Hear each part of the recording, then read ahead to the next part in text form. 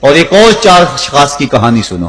حضور نے ارشاد فرمایا اے عمر اگر مجھے لوگوں کے سست ہو جانے کا ڈر نہ ہو تو میں تمہیں یہ بات کہوں کہ اس خبر کو جا کے گلی بازاروں میں بتا دو اور 4 اشخاص کی جنت کی گواہی دے دو کہ انہیں جنت میں جانے سے کوئی شے نہیں روک سکتی. عرض کی حضور کون کون؟ فرمایا ایک وہ عورت جس نے اپنی ساری محبتیں اپنے خامد پہ نچھاور کر دیں اور وہ اس حال میں مری کہ اس کا خامد اس پہ راضی تھا. جنت میں جانے سے اس کو کوئی شے نہیں روک سکتی. اور دوسرا وہ شخص جس کے بچے زیادہ ہیں, ذرائع آمدنی تھوڑے ہیں, لیکن اس نے اپنے بچوں کے پیٹ میں حرام کا لقمہ نہیں جانے دیا, محنت کرتا رہا, اوور ٹائم لگاتا رہا, مزدوری کرتا رہا اور اپنے بیٹوں کے لیے رزق حلال کی تلاش میں رہا. وہ بوڑھی کمر پہ بوریاں اٹھا اٹھا کے کام کرتا تھا اور اپنی کثیر اولاد کی پرورش کے لیے اس نے محنتیں بری کی اور ان کو حرام کا لقمہ نہیں کھلایا. فرمایا قیامت کے دن اس کو بھی جنت میں جانے سے کوئی شے رکاوٹ نہیں پیدا کر سکتی. اور تیسرا حضور نے فرمایا وہ شخص کہ جو اپنے والدین کے ساتھ حسن سلوک کرے اور اس کے والدین اس پہ خوش ہوں, اس پہ راضی ہو جائیں.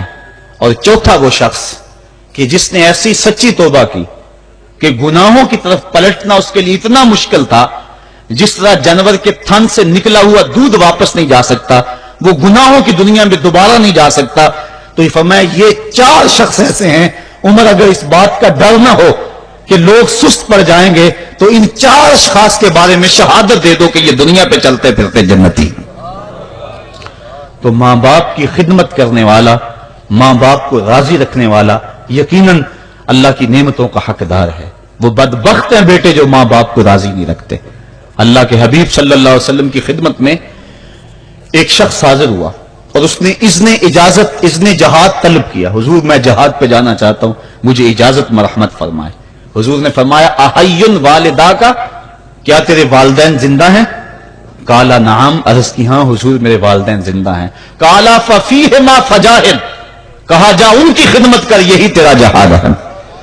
ماں باپ کو بلکتا ہوا چھوڑ جائے آپ جہاد پہ چلا جائے, ماں فالج میں گری ہوئی ہے اور بیٹا تبلیغی گشت پہ چلا جائے, باپ تڑپ رہا ہے اور بیٹا پیر کی چوکھٹ پہ جھاڑو دیتا پھرے, اللہ راضی نہیں ہوگا. میں سچ کہتا ہوں اپنے بھی خفا مجھ سے ہیں بیگانے بھی ناخوش کہ میں زہر حلاحل کو کبھی کہہ نہ سکا کند. بات وہی کہتا ہوں سمجھتا ہوں جسے حق, نئے ابلائی مسجد ہوں نئے تہذیب کا فرزند. محمد عربی صلی اللہ علیہ وسلم سے بڑا پیر کون ہو سکتا ہے؟ لیکن حضرت وہ ویسے کرنی نہیں آ رہے. آقا کریم اپنے بٹن کھولتے ہیں اور کرن کی طرف, یمن کی طرف رخ کر کے لمبی سانسیں لیتے ہیں اور کہا میں رحمان کی خوشبو پا رہا ہوں.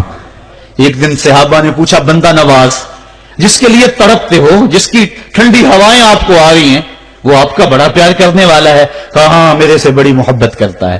تو کہا پھر اتنی محبت کرتا ہے تو یمن تو دور نہیں ہے, بلال حبش سے آ گیا, سلمان فارس سے آ گیا, سہیب روم سے آ گیا, اور وہ یہاں یمن سے نہیں آ سکا. فرمایا اس کی بوڑھی اور نابینا ماں ہے جس کی خدمت اس کو نہیں آنے دیتی. اللہ اکبر. اب حضرت اویس کرنی نہیں آئے لیکن خیر التابعین کہلائے. آئے نہیں لیکن حضور ان کی یاد میں تڑپ رہے ہیں. اللہ, بلکہ حضور نے فرمایا کہ کوئی جائے اویس بن عامر کو ملے اور جب ملے تو اس کو کہنا میری امت کی بخشش کی دعا کرے.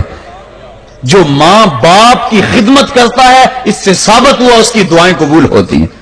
میں نے ایک روایت میں پڑھا ہے کہ جو آدمی روزانہ اپنے والدین کے لیے دعا کرے, والدین زندہ ہوں تب بھی, والدین فوت ہو گئے ہوں تب بھی, یہ عادت بنا لے, روزانہ ماں باپ کے لیے دعا کرے, ساری زندگی اس کے رزق میں بے برکتی نہیں آئے گی. اللہ اس کو رزق کی فراوانی عطا کر دے گا. اور جو والدین کے لیے دعا نہیں کرتا اللہ تعالیٰ کی رحمتوں سے محروم ہو جاتا ہے. حضرت ابو ہریرہ رضی اللہ تعالیٰ عنہ جب بھی ہاتھ اٹھاتے تھے تو یہ دعا کرتے تھے, اللہم اغفر لأبی ہریرہ ولأمی ولمن استغفر لہما. اے اللہ ابو ہریرہ کو بخش دے, حضرت ابو ہریرہ کی ماں کو بخش دے, اور قیامت تک جو ہم دونوں کے لیے بخشش کی دعا کرے اس کو بھی بخش دے. حضرت امام محمد بن سیرین ایک بزرگ ہوئے تابعی, جب بھی دعا کرتے تھے یہ دعا ضرور کرتے تھے, اے اللہ ابو ہریرہ کی بخشش کر دے. किसी ने कहा कि तुम्हें अबू हुरैरा रज़ी अल्लाह ताला अन्हु उनकी मां से बड़ी हमदर्दी है। कहा उनसे जो हमदर्दी होनी है वो तो होनी है। उन्होंने कहा हुआ है अल्लाह अबू हुरैरा और उनकी मां को बख्श दे, जो इनके लिए दुआ करे उसको भी बख्श दे। तो मैं दुआ करके अपनी बख्शिश पक्की कर रहा हूं। तो वालिदैन के लिए दुआ करना अल्लाह की रहमत को दावत देना है। तो फरमाया कि जाओ उवैस बिन आमिर को जाना और जाके उसको मेरी उम्मत के लिए दुआ का कहना। हजरत सैयदना उमर फारूक हजरत अली मुर्तजा गए, जाके ढूंढा, तलाश किया, उवैस बिन आमिर मिले, हुजूर का सलाम कहा, बस फूट फूट के रोने लगे। कहा बताओ मेरे रसूल के लबों पे मेरा नाम कैसे आया था, हुजूर मेरा जब तज़किरा करते थे कैसे करते थे। ये दर्द देखा तो बोले कि क्या आप इतनी मोहब्बत रखते हैं तो फिर मिलने क्यों नहीं आए हुजूर को, इतना जो प्यार रखते हैं तो ज़ियारत करने क्यों नहीं आए। तो हजरत उवैस करनी ने बात के रुख को बदला, कहा तुमने मेरे रसूल को देखा, तुमने मेरे रसूल की ज़ियारत की है। कहा हां हम तो सुबह शाम वहां रहे हैं।